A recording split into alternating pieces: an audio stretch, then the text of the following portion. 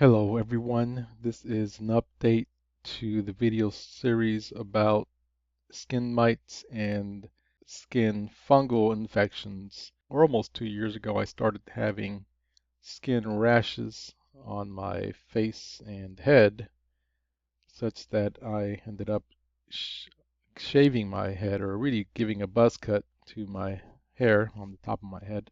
And I've been doing so ever since. And it took me a while to figure out what was going on with my skin. First, I thought it was skin fungal infection,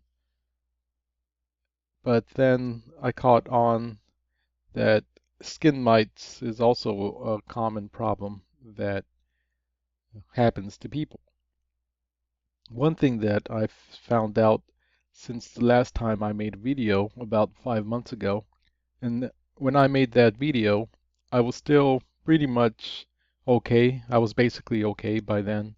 I had solved my problem for the most part, and since then it's stayed the same, meaning my skin has not had new breakouts, and if what few breakouts there have been, I've been able to beat them back. One thing I discovered since the last time is something called sebaceous hyperplasia, which solved or explained some of what was happening on my skin. Sebaceous hyperplasia is growths of or blockages that happen on to the oil glands on your face. They tend to happen around here, the section of your face, and the oily parts of your skin down here too. And they get blocked. The oil glands get blocked, and the tissue swells and hardens around it, so it creates like a mound, and a donut shape is often what happens. And they're pretty small, but um, they can come in clusters or large amounts, or it could just be one or two. That's one of the things that I noticed when I first started having skin problems. What I started getting bumps and mounds on my forehead, even the sides of my face, and even the head. And apparently, it's often coincides with skin mites infestations, from what I've learned. And that seems to be the case in my situation, where, and it was bothering. I mean, it was concerning because I didn't know what it was. And again, it took me a long time to figure out. For many months, after trying many things, the only thing that really worked was applying baking soda to my skin in the form of a paste and leaving it on there for up to an hour, then washing it off. And I tried other stuff, but that's one of the things that was or seemed to be effective. Other things that helped too was like lemon, applying lemon to the skin, because I tried a lot of stuff, and I don't want to enumerate all the things that I tried. But the baking soda seemed to help. And later on, I included other things too. And I still use the baking soda every other day or so. And you have to get the right consistency, and not too watery, not too thick, and don't leave it on too long. I leave it on for about an hour. But it wasn't really a silver bullet. It helped to contain the symptoms and sometimes even eradicate them. But it was a bit messy. It is a little bit messy to work with. Once you apply it, you have to kind of like go out, not do very much because it tends to flake off and powder off. So you want to do it in a time that is not, you're not going to be doing very much, your downtime basically. But I knew there had to be better things. But when I found out about that my problem could be potentially skin mites, I tried the things that people use for skin mites, and the main thing that really worked for me was using DEET. And DEET is a main ingredient in many insecticide products. Like here, for instance, this is the repellent that you apply to the skin for mosquitoes and other insects. But it's DEET. It's 40% DEET, and you get the DEET comes in different percentages. This particular bottle here, the liquid here was quite oily. So it says ingredient DEET 40% and 60% other ingredient. I had another product called Bug X, which I use too. I went through the whole box, so they came in wipes. That one was not particularly oily, but this one was, and I think the less oily the better because in this case you actually want it to penetrate the skin. Oil doesn't penetrate so well. It tends to stay on top of the skin, which is fair for what the product is intended to do. But we do want a little bit more absorption. And you have to be careful with this stuff because you don't want to overdo it. This stuff is neurotoxic. I use it more as spot treatment now. And 'cause I found out, studying skin mites, I found out in Demodex that there's different species and variations of them. You can have them different parts of your body. I realized that I had some like on my arms and on my back. And for a long time, I had these symptoms of, and those were different species of skin mite. For a long time, I had, they create little jet trails of scars. I thought they were just scratches or something, but once I applied the DEET, and yeah, it worked. But you got to be careful with it. Don't use it too much. Don't go overboard with it. Another thing that I started doing was taking oral antiparasitics, especially ivermectin and moxidectin. Those did help. I remember when I first took moxidectin in strong dose, I had a breakout of rashes on my face. I suppose things were dying off. There came a point where I let my hair grow out for about 2 weeks or more, however it was, because again, I've been buzz cutting my hair consistently for the last year and a half. But when I started taking ivermectin and moxidectin, I said, okay, well, hopefully that will work alone without applying stuff on my skin. Let's see, just from the inside out. And for 2 weeks, I left my hair alone, my head rather. I wasn't applying anything on my head. I did continue to treat my face and neck and back even, but not my head. And I wanted to see if the oral root alone would fix it. And I was also taking metronidazole orally. But after the 2 weeks, I shaved my head, and there were actually new breakouts on the left side, and I could feel that there was something going on. I could feel an itch on the left side because I had stuff on my the back of my head on the right side, but in those 2 weeks, it actually got worse. It spread to the left. So I said, oh, well, the oral is not enough, apparently, at least not for the scalp.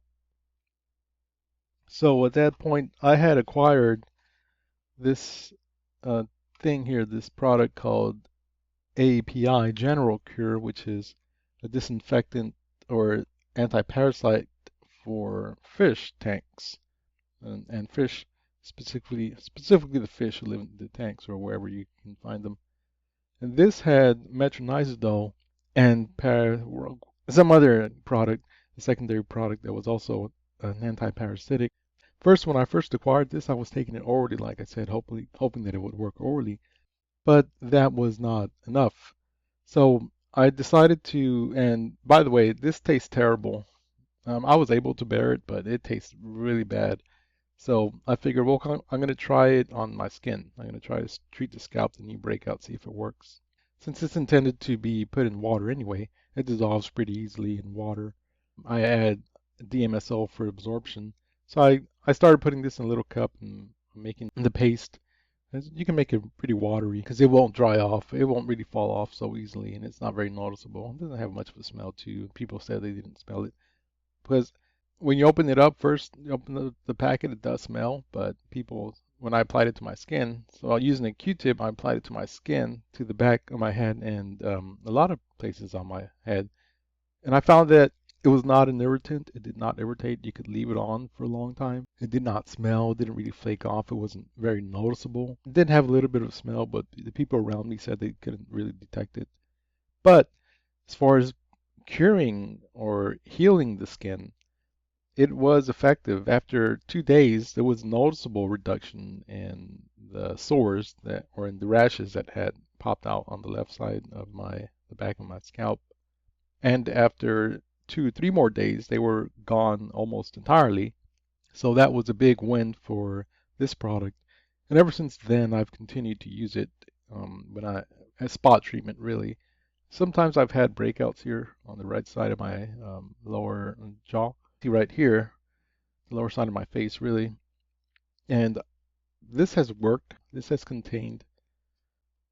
I've also put it on my back and other places where I've had breakouts of or evidence of skin mite. So this is probably the number one thing that I would recommend for people topically.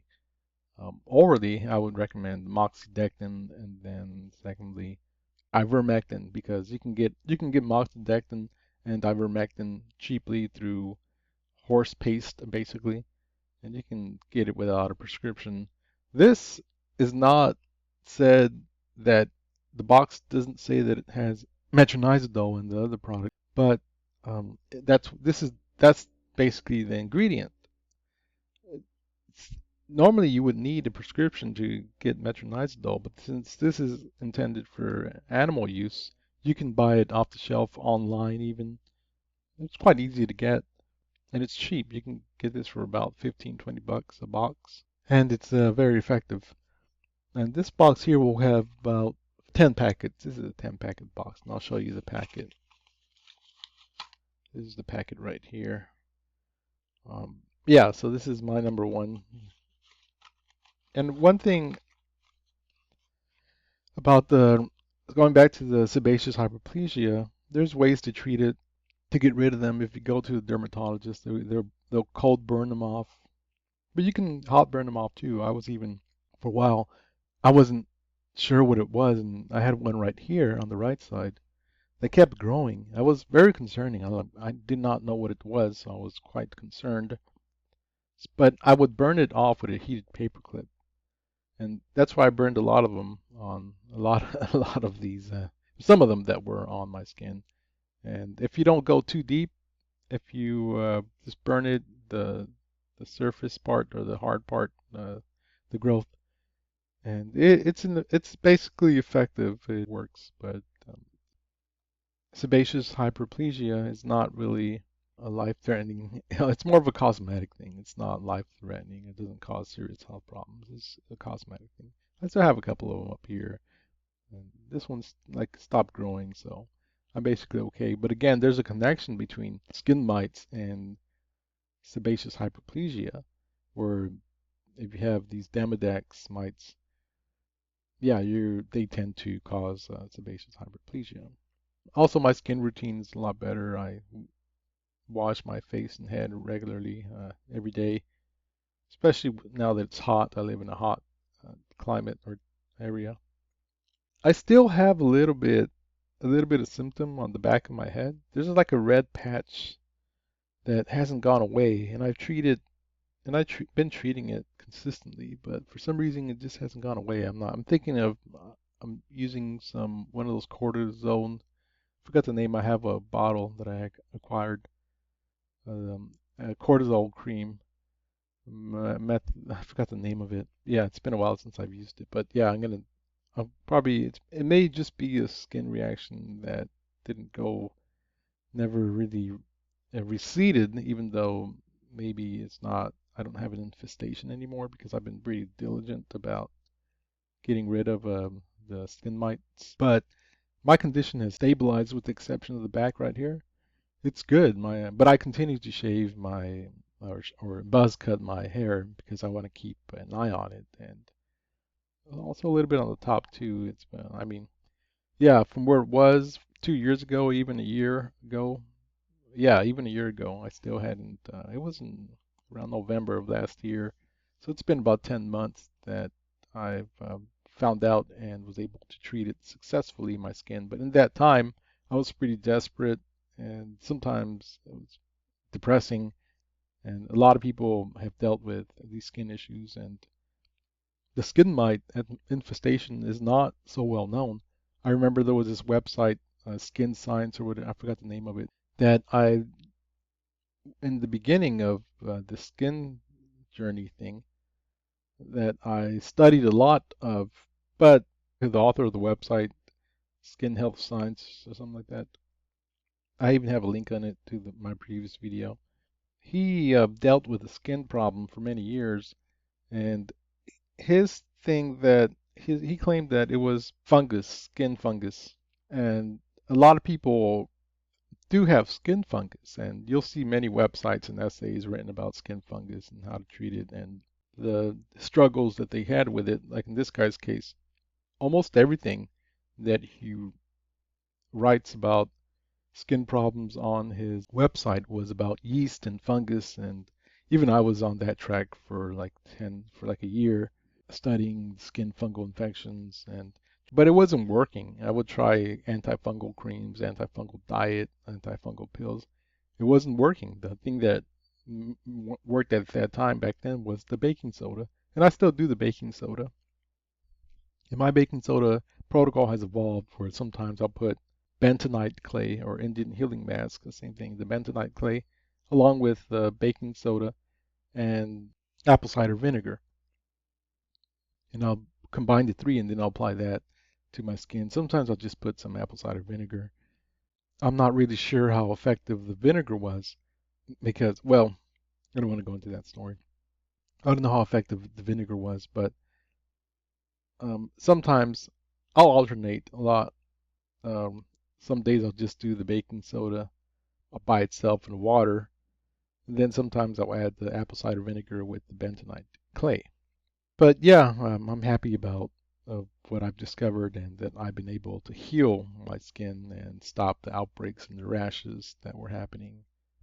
And I presume my overall health has improved because even taking ivermectin and moxidectin orally has been, I think, helpful. Now, going back to that guy, this health skin science guy. So when I treated myself and found out about the skin mites, I went back to the guy's website and examined the many, many articles and forum discussions that were going on, comments, boards. No one, or there was no mention at all of skin mites, none at all, or the Demodex in any way, however you call it, however you want to call it, Demodex, skin mites, scabies, I think. Nobody talked about it. I even searched the website. I did this. The website had a search function where you can search topics. I searched, typed in Demodex, typed in scabies, skin mites, nothing. Not a single word or peep about Demodex. So everybody thinks many, many people are getting information or being told about acne, what they call fungal acne, but often the case, it's skin mites that's causing the problem. Demodex and other kinds of skin mites. I did find a website recently from a doctor or a dermatologist who writes at length about Demodex and skin mites, and they did a really good job explaining and talking about skin mites and how to cure it. And I'm going to be linking that website. So I hope this helps someone. Thank you.